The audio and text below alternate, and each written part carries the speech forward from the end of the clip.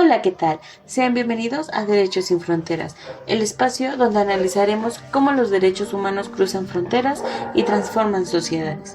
Me presento, soy la alumna Wendy Reséndiz, cursante de la licenciatura de Relaciones Internacionales en la Facultad de Ciencias Políticas y Sociales de la UNAM, en su modalidad SUAYET. El día de hoy hablaremos sobre la primera sentencia internacional condenatoria contra el Estado mexicano de los autores Eduardo Ferrer y Fernando Silva, el caso Castañeda Guzmán versus México. Para hablar del tema nos acompaña la doctora Fernanda Silva, especialista en Derecho Internacional y Ciencias Sociales. Bienvenida, doctora. Muchísimas gracias por la invitación, Wendy. Un gusto estar aquí para poder conversar sobre un caso tan importante en la historia jurídica de México. Doctora, para comenzar, ¿qué tribunales existen en el mundo que protegen los derechos humanos? Existen tres principales: la Corte Interamericana de Derechos Humanos, el Tribunal Europeo de Derechos Humanos y el Tribunal Africano de Derechos Humanos y de los Pueblos.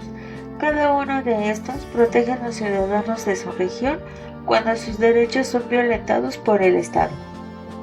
Y hablando de violaciones, doctora, ¿qué pasa cuando un Estado incumple sus obligaciones internacionales?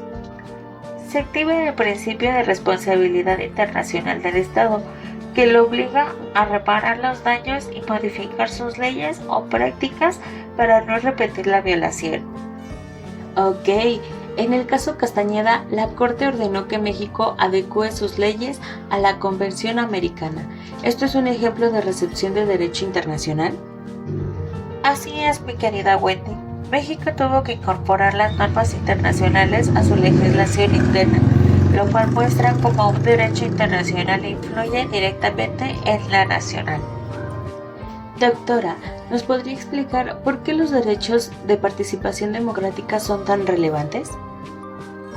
Es porque garantizan igualdad, inclusión y control ciudadano.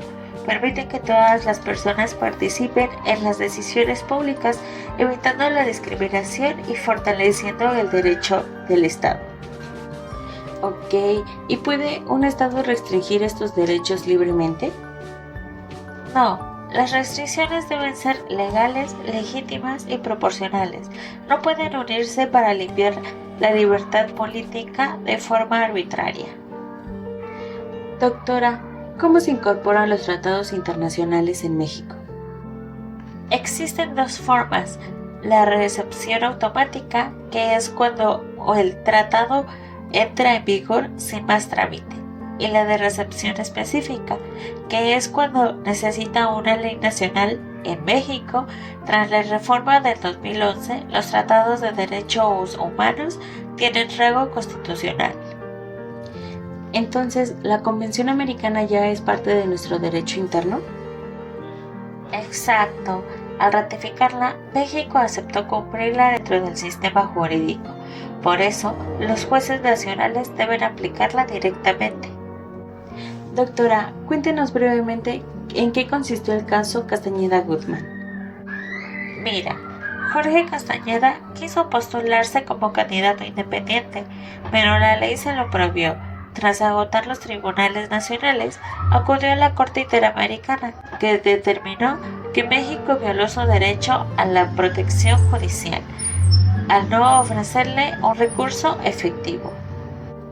¿Y cómo cambió este caso la idea tradicional de soberanía?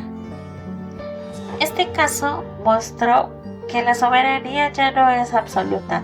Los estados pueden ser supervisados por tribunales internacionales cuando violan los derechos. Gracias a este cambio, hoy existen candidaturas independientes, tal y como sucedió con Jaime Rodríguez el Bronco, que fue el primer gobernador independiente de México. ¡Wow! ¡Qué interesante tema! Muchísimas gracias, doctora, por compartirnos esta visión que une derecho, política y sociedad.